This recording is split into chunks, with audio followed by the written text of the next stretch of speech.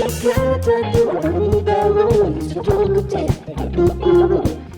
and welcome to the mykeadelic channel. I'm your host, mykeadelic. There's a fly in here. It has been in here for a couple days and it is driving me nuts. Okay, so I'm gonna be wearing this nice little getup for a couple videos. I'm shooting a couple quick back-to-backers right now.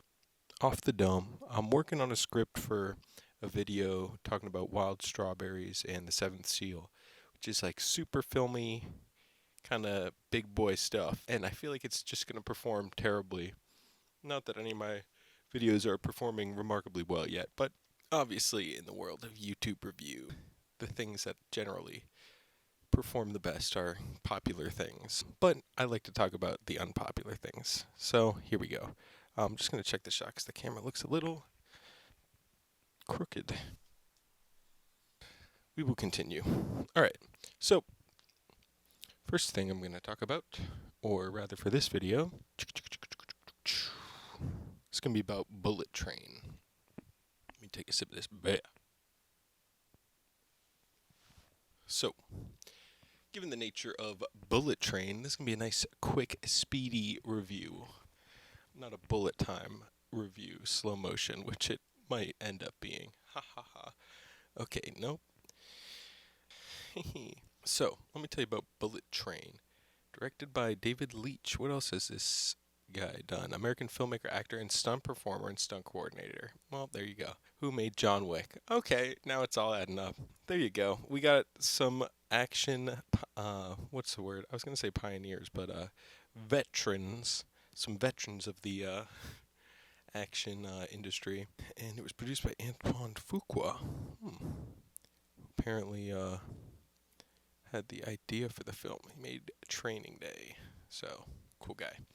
Alright, and it's based on the novel Maria Beetle. Wow, there's so much information here. I had no idea. Black humor thriller novel by Japanese author Kotaro Isaka from 2010. Sounds interesting. Second novel in his Hitman trilogy. And the first novel was adapted as a movie called Grasshopper. It looks like a Japanese movie. So, got a nice fat cast, including film features an ensemble supporting cast, including Joey King, Aaron Taylor Johnson, Brian Tyree Henry, Andrew Koji, Hiroyuki Sanada, Michael Shannon, Bad Bunny, and Sandra Bullock, and of course it's starring Brad Pitt. Principal photography began in LA, wrapped in March, premiered in Paris in July of this year.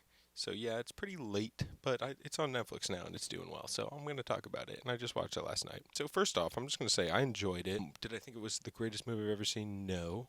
But did I think it was super enjoyable and entertaining? Yeah. And did it do that thing that some movies do that I really appreciate when they put a little extra effort in? Yeah, I think it did. I'm just going to talk about my favorite part, which is Brian Tyree Henry, because Brian Tyree Henry, I'm a little partial. I recently finished Atlanta, and he was just awesome. I've been watching a lot of different things. Accents are tough, and he did a really good job being convincingly English and super likable. The whole Thomas the Tank Engine thing was obviously really enjoyable. Not really spoilers, but if you haven't seen the movie, this is pretty much a spoiler. It's going to be spoiler central, probably. Maybe not. I don't know. Let's see. Brad Pitt. Oh, yeah. Main point I really want to say. I just need to have this documented out there. I think Brad Pitt is basically playing David Spade in this. He's playing this assassin who's like going through therapy. It's great. A little bit of dudeness in the anti-violence, but really, David Spade. He's got the blonde hair. He's got that kind of like sarcasm. Even in the trailer, they have that line that's in the movie. You stabbed me? Like, it's like his tone. And later you have the elder, who is it? Hiroyuki. Yeah, he's like telling he's like trying to tell him a story. He's like, can I tell you? So he's like, nah. And he's like, it's short. And he's like, no thanks. Like, it was very David Spade to me. But yeah, I really enjoyed it.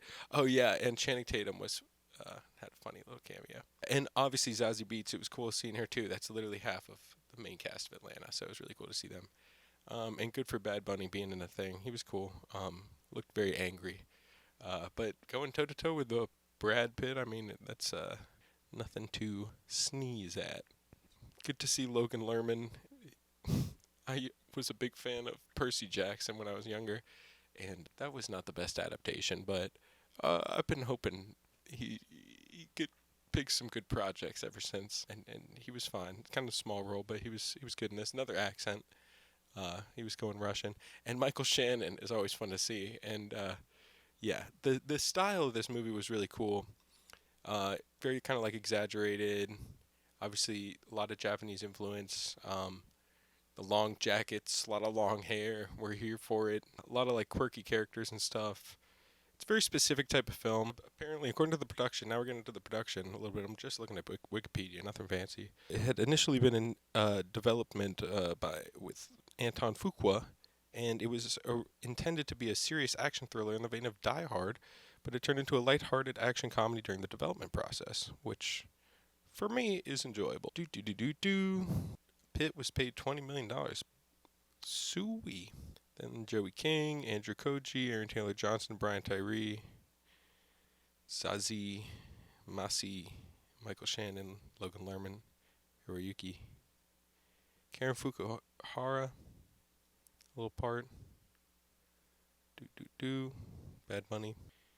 It's getting a little hot in here. Oh, and Lady Gaga was apparently going to play the part that Sandra Bullock played. That's fun.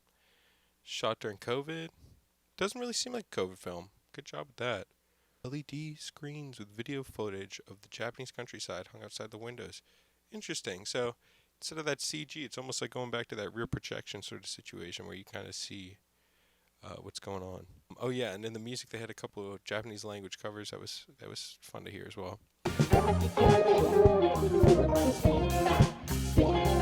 All right, yeah. I mean, made some money in the box office.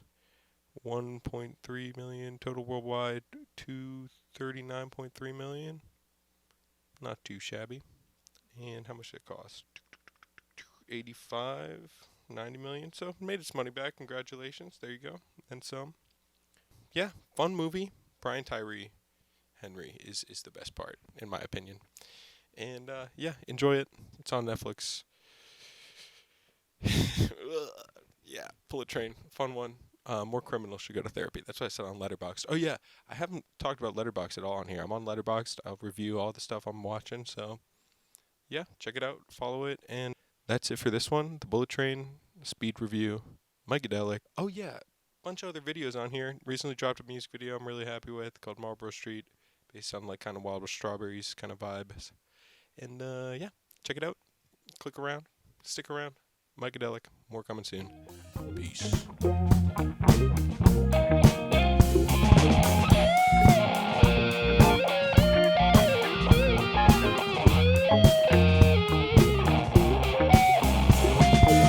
Let's